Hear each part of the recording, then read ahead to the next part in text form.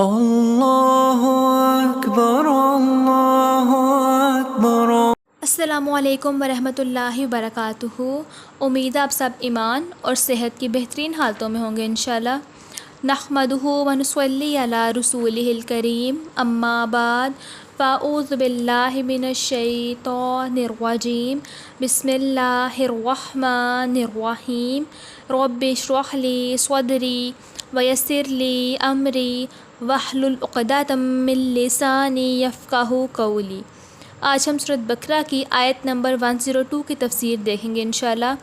وَاتَّبَعُوا مَا تَتْلُو الشَّيَاطِينُ عَلَى مُلْكِ سُلَيْمَانَ وَمَا كَفَرَ سُلَيْمَانُ وَلَٰكِنَّ الشَّيَاطِينَ كَفَرُوا يُعَلِّمُونَ النَّاسَ السِّحْرَ وَمَا أُنزِلَ عَلَى الْمَلَكَيْنِ بِبَابِلَ هَارُوتَ وَمَارُوتَ وَمَا يُعَلِّمَانِ مِنْ أَحَدٍ حَتَّىٰ يَقُولَا إِنَّمَا نَحْنُ فِتْنَةٌ فَلَا تَكْفُرْ فَيَتَعَلَّمُونَ مِنْهُمَا مَا يُفَرِّقُونَ بِهِ بَيْنَ الْمَرْءِ وَزَوْجِهِ وَمَا هُم بِضَارِّينَ بِهِ مِنْ أَحَدٍ إِلَّا بِإِذْنِ اللَّهِ وَيَتَعَلَّمُونَ مَا يَضُرُّهُمْ وَلَا يَنفَعُهُمْ وَلَقَدْ عَلِمُوا لَمَنِ اشْتَرَاهُ مَا لَهُ فِي الْآخِرَةِ مِنْ خَلَاقٍ وَلَبِئْسَ مَا شَرَوْا بِهِ أَنفُسَهُمْ لَوْ كَانُوا يَعْلَمُونَ۔ اور وہ اس چیز کے پیچھے لگ گئے جسے شیاطین سلیمان کی بادشاہت میں پڑھا کرتے تھے، اور سلیمان نے کفر نہیں کیا لیکن شیاطین نے کفر کیا کہ وہ لوگوں کو جادو سکھاتے تھے۔ اور جب بابل میں دو فرشتوں ہاروت اور ماروت پر نازل کیا گیا، حالانکہ وہ دونوں کسی ایک کو نہیں سکھاتے تھے جب تک وہ یہ نہ کہہ دیتے کہ ہم یقیناً آزمائش ہیں، چنانچہ تو کفر نہ کر۔ پھر بھی وہ ان دونوں سے وہ چیز سیکھتے تھے جس سے شوہر اور اس کی بیوی میں جدائی ڈالتے تھے، حالانکہ وہ اس کے ساتھ اللہ تعالیٰ کی اذن کے بغیر اس میں سے کسی ایک کو بھی ہرگز ضرر پہنچانے والے نہیں تھے، اور وہ ایسا علم سیکھتے تھے جو انہیں نقصان پہنچاتا اور انہیں نفع نہیں دیتا تھا، حالانکہ بلا شبہ یقیناً وہ جانتے تھے کہ جس نے اس کو خریدا اس کے لیے آخرت میں کوئی حصہ نہیں، اور یقیناً برا ہے جس کے بدلے انہوں نے اپنے آپ کو بیچ ڈالا۔ کاش وہ جانتے ہوتے۔ یہود کتاب اللہ کو چھوڑ کر جادو کے پیچھے کیسے لگ گئے، اس کی وضاحت اس آیت میں کی گئی ہے۔ وَاتَّبَعُوا مَا تَتْلُو الشَّيَاطِينُ عَلَى مُلْكِ سُلَيْمَانَ، اور وہ اس چیز کے پیچھے لگ گئے جسے شیاطین سلیمان کی بادشاہت میں پڑھا کرتے تھے۔ بنی اسرائیل نے اللہ تعالیٰ کی کتاب کو پس پشت ڈال دیا تو جادو کے پیچھے لگ گئے۔ اللہ رب العزت نے اسی دور کا ذکر کیا ہے کہ وہ سلیمان علیہ السلام کی حکومت تھی جس میں انہوں نے جادو ایجاد کیا۔ وَمَا كَفَرَ سُلَيْمَانَ، اور سلیمان نے کفر نہیں کیا۔ شیاطین نے یہودیوں کو جادو سکھانے کے لیے یہ دھوکہ دیا کہ سیدنا سلیمان علیہ السلام کی بادشاہت اسی جادو کے زور پر چلتی تھی اور وہ اسی جادو پر عامل تھے۔ اللہ تعالیٰ نے واضح فرمایا ہے کہ سیدنا سلیمان علیہ السلام نے کفر نہیں کیا، یعنی انہوں نے قطعاً جادو نہیں سیکھا۔ اللہ تعالیٰ کے کسی نبی کا یہ کام نہیں ہو سکتا کہ وہ کفر کرے، کیونکہ جادو تو کفر ہے۔ وَلَٰكِنَّ الشَّيَاطِينَ كَفَرُوا، لیکن شیاطین نے کفر کیا۔ شیاطین نے کفر کا ارتکاب کیا، وہ جادو سیکھتے تھے اور سکھاتے تھے۔ يُعَلِّمُونَ النَّاسَ السِّحْرَ، کہ وہ لوگوں کو جادو سکھاتے تھے، وہ جادو کر کے لوگوں کو گمراہ کرتے تھے، اور ان کی حرص یہ تھی کہ لوگوں کو سرکش بنائیں، اس وجہ سے وہ جادو سیکھتے تھے۔ وَمَا أُنزِلَ عَلَى الْمَلَكَيْنِ بِبَابِلَ هَارُوتَ وَمَارُوتَ، اور جب بابل میں دو فرشتوں ہاروت اور ماروت پر نازل کیا گیا۔ یہودیوں نے اس جادو کی پیروی کی جو عراق کے شہر بابل میں دو فرشتوں ہاروت اور ماروت پر نازل کیا گیا تھا۔ ان فرشتوں کو اللہ تعالیٰ نے اپنے بندوں کی آزمائش کے لیے نازل کیا تھا۔ یہ فرشتے لوگوں کو جادو سکھاتے تھے۔ وَمَا يُعَلِّمَانِ مِنْ أَحَدٍ حَتَّىٰ يَقُولَا إِنَّمَا نَحْنُ فِتْنَةٌ فَلَا تَكْفُرْ، حالانکہ وہ دونوں کسی ایک کو نہیں سکھاتے تھے جب تک وہ یہ نہ کہہ دیتے کہ ہم یقیناً آزمائش ہیں، چنانچہ تو کفر نہ کر۔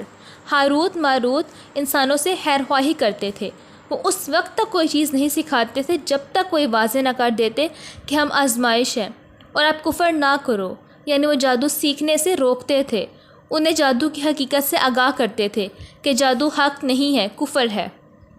فَيَتَعَلَّمُونَ مِنْهُمَا مَا يُفَرِّقُونَ بِهِ بَيْنَ الْمَرْءِ وَزَوْجِهِ وہ ان دونوں سے وہ چیز سیکھتے تھے جس سے شوہر اور اس کی بیوی میں جدائی ڈالتے تھے۔ یہود جادو کے ذریعے سے میاں اور بیوی میں جدائی ڈالنا سیکھتے تھے۔ وہ ایسا عمل سیکھتے جو دلوں میں نفرت اور دشمنی کی آگ بھڑکا دیتا۔ وَمَا هُم بِضَارِّينَ بِهِ مِنْ أَحَدٍ إِلَّا بِإِذْنِ اللَّهِ حالانکہ وہ اس کے ساتھ اللہ تعالیٰ کے اذن کے بغیر اس میں سے کسی ایک کو بھی ہرگز ضرر پہنچانے والے نہیں تھے۔ جادو سے اللہ تعالیٰ کے حکم سے نقصان پہنچ جاتا ہے اور اس کی قضاء و ارادے کے بغیر کوئی کسی کو نقصان نہیں پہنچا سکتا۔ وہ جس پر چاہے جادوگروں کو مسلط کر دے اور جسے چاہے ان سے بچا لے۔ وَيَتَعَلَّمُونَ مَا يَضُرُّهُمْ وَلَا يَنفَعُهُمْ اور وہ ایسا علم سیکھتے تھے جو انہیں نقصان پہنچاتا اور انہیں نفع نہیں دیتا تھا۔ اللہ تعالیٰ نے جادو کے علم کا ذکر کرتے ہوئے فرمایا کہ جادو میں نقصان ہی نقصان ہے، اس میں کوئی دینی یا دنیاوی منفعت نہیں ہوتی، یعنی اس میں کوئی بھی دینی یا دنیاوی فائدہ نہیں ہے۔ وَلَقَدْ عَلِمُوا لَمَنِ اشْتَرَاهُ مَا لَهُ فِي الْآخِرَةِ مِنْ خَلَاقٍ حالانکہ بلا شبہ یقیناً وہ جانتے تھے کہ جس نے اس کو خریدا اس کے لیے آخرت میں کوئی حصہ نہیں۔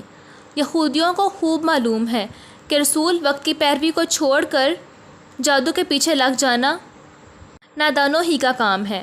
ان کا آخرت میں کچھ حصہ نہیں اور نہ اللہ تعالیٰ کی نگاہ میں قابل عزت ہیں، کیونکہ متاع ایمان سے محروم ہیں۔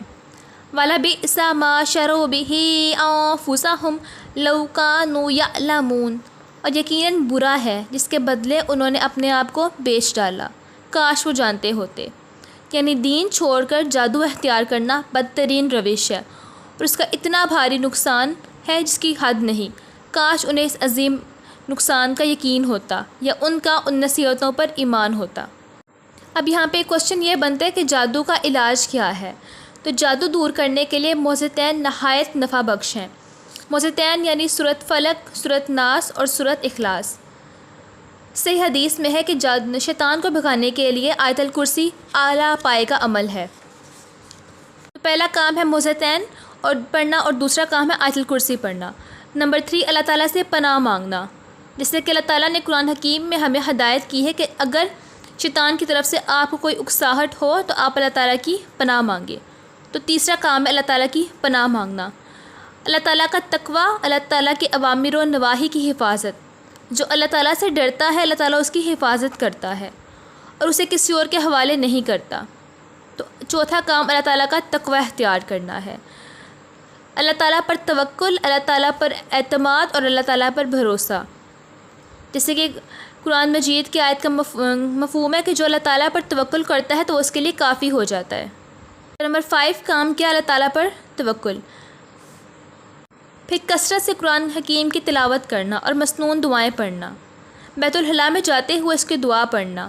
ناپاک جگہوں پر شیطانوں کا گھر اور ٹھکانہ ہوتا ہے، اس لیے اس میں کسی مسلمان کی موجودگی کو شیطان غنیمت تصور کرتے ہیں۔ اور رسول اللہ صلی اللہ علیہ وسلم سے ثابت ہے کہ آپ صلی اللہ علیہ وسلم بیت الخلاء میں جاتے ہوئے یہ دعا پڑھا کرتے تھے: اللہم انی اعوذ بک من الخبث والخبائث، اے اللہ میں ناپاک جنوں اور جنیوں سے آپ کی پناہ مانگتا ہوں۔ تو چھٹا کام کیا تھا کہ کثرت سے قرآن کریم کی تلاوت کرنا اور مسنون دعائیں پڑھنا، خاص طور پر بیت الخلاء میں داخل ہونے کی دعا۔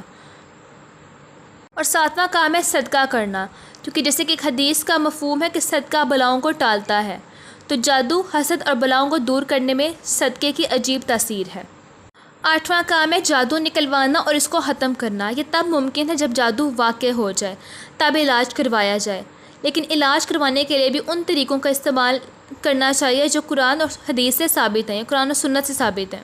کوئی ایسا طریقہ استعمال نہیں کرنا چاہیے جس میں شرک ہو۔ وآخر دعوانا ان الحمد للہ رب العالمین، سبحانک اللہم وبحمدک، اشہد ان لا الہ الا انت، استغفرک واتوب الیک۔ السلام علیکم ورحمۃ اللہ وبرکاتہ۔